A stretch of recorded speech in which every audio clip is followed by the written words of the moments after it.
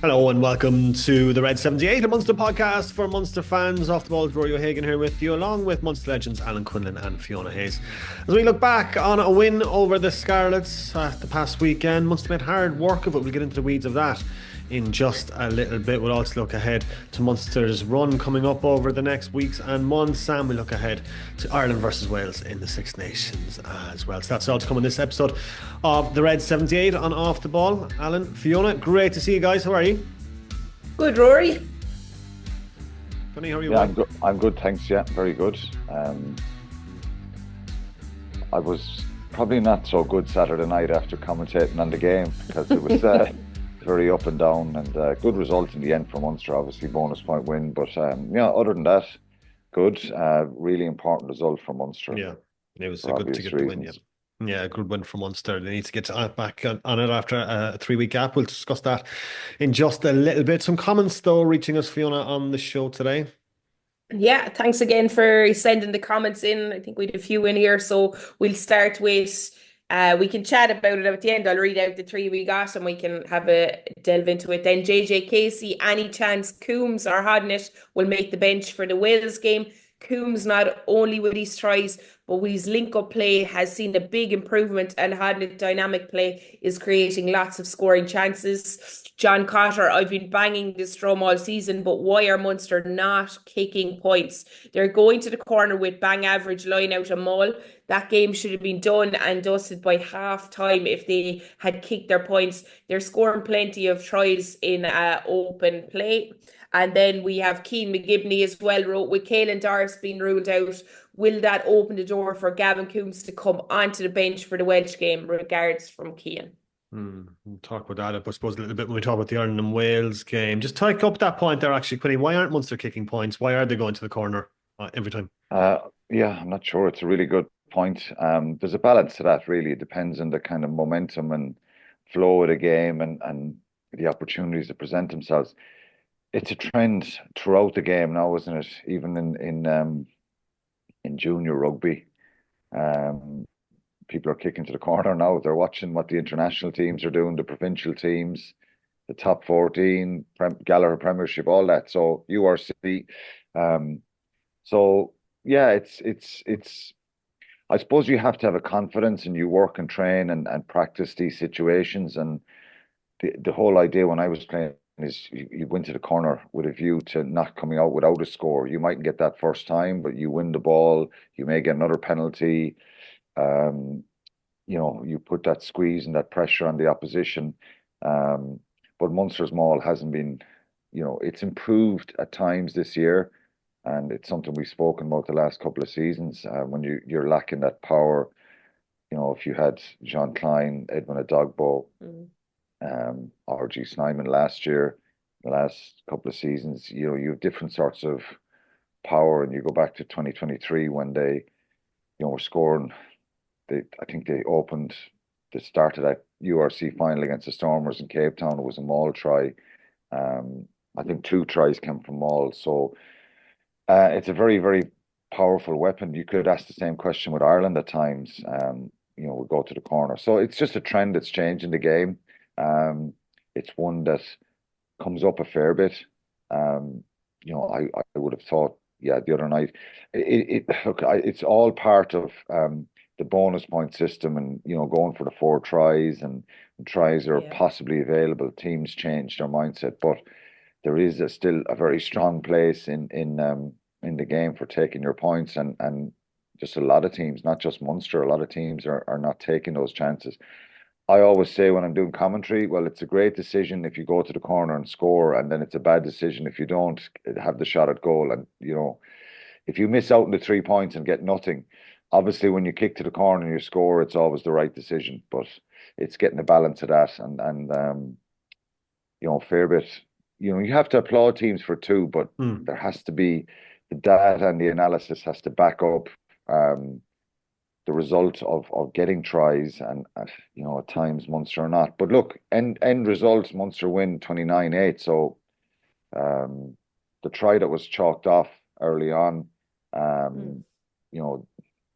that got the we'll say the required result with the maul and working that try off it. But yeah, it can be frustrating for people at times.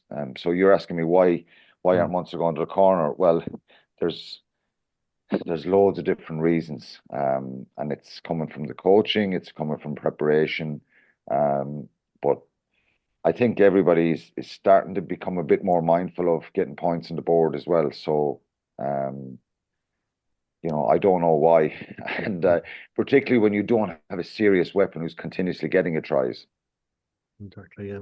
Fiona, I mean, like you look at it on paper, like Munster 29-8 win, bonus point when you think, right, this is decent, but like far from a cracking contest, I think it's safe to say on Saturday.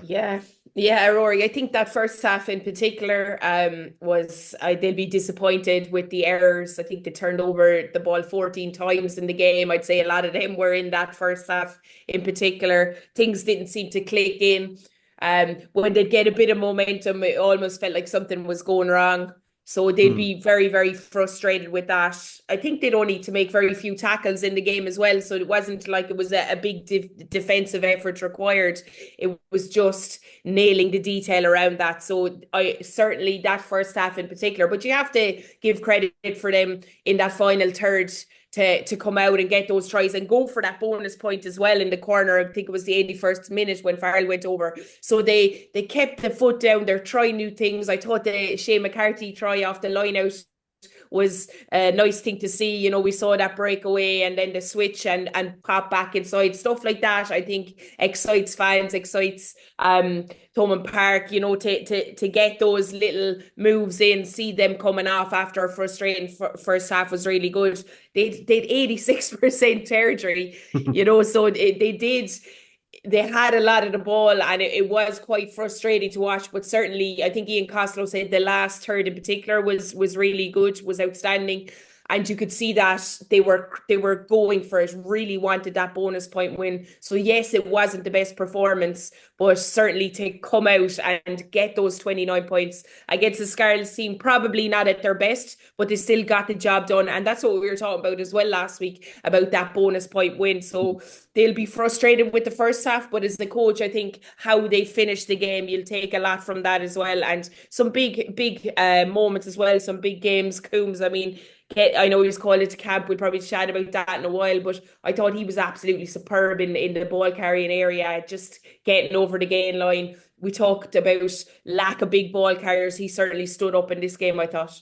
But you were slightly wary of the Scarlets last week heading into the game, but they were disappointing, I think is the right way to describe them on Well, Saturday. not disappointing if you're Munster, obviously. I think, but watching the game, uh, I thought they'd be offer a lot more. Mm.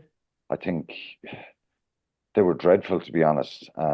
They were very physical and competitive and strong defensively at times, and they frustrated Munster a lot, who had a lot of possession, as Fiona said.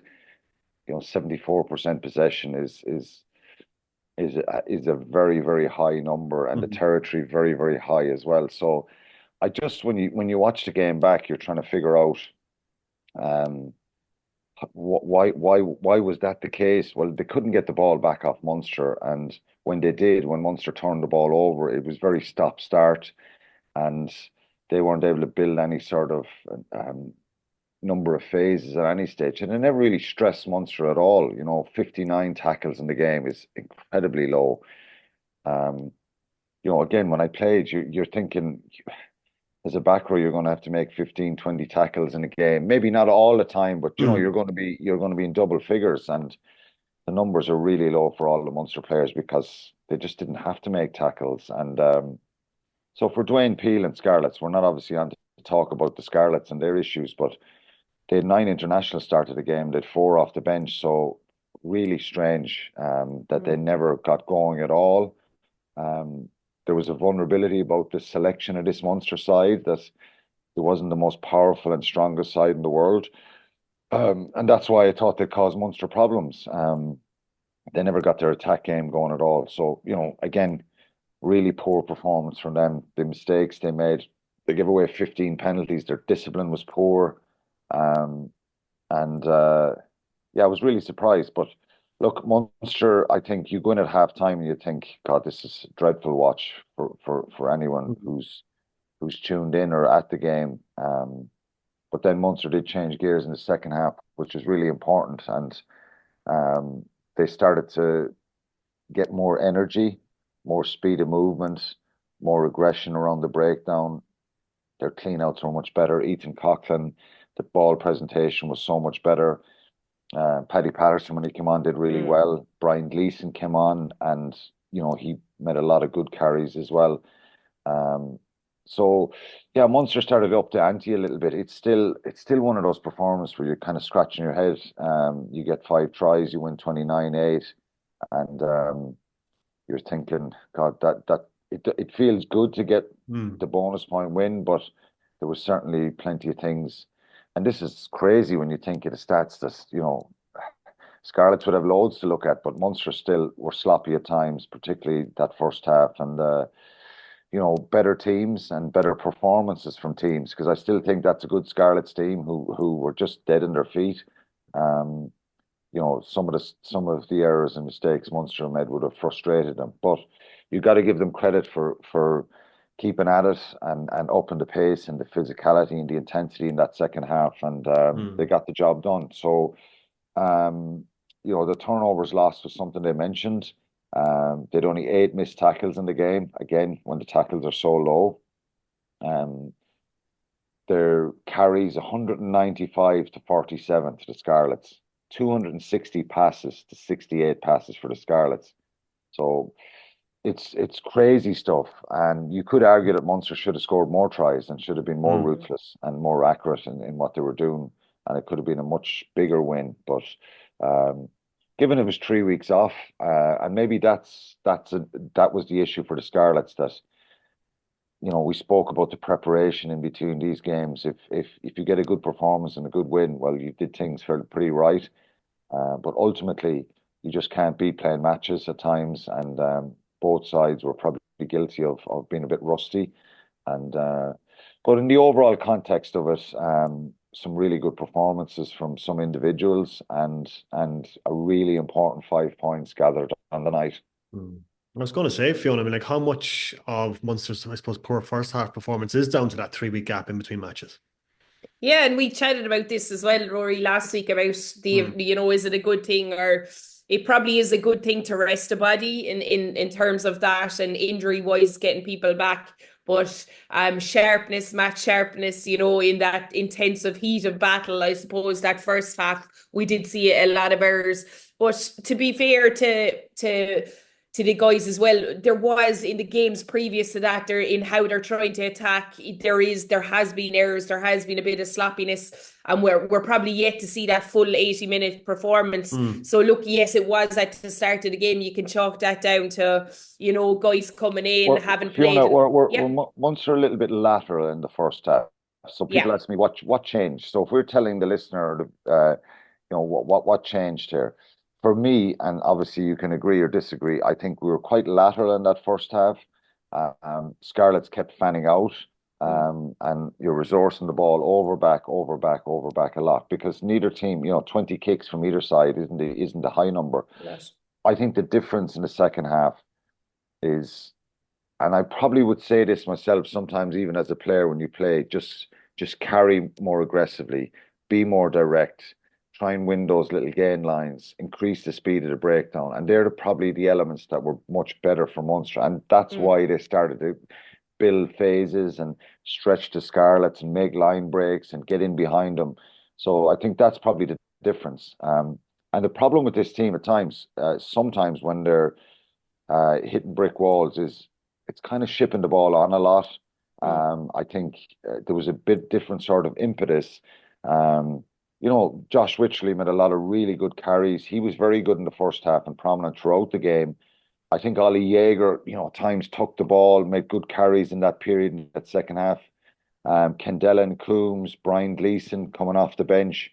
I think that was the difference. They started to win little gain lines and get across the gain line. And then it's hard to set your defence. And that was probably the difference for me, that bit of intensity. I know Ian Costello said they were quite calm, and that's fine. And it obviously worked. But the messages have to come in. You get the tactical messages, and you start kind of driving that as a player yourself. So there's certainly plenty for them to work on. But I would say going forward, you've got Edinburgh in 2 weeks, then you've got Glasgow.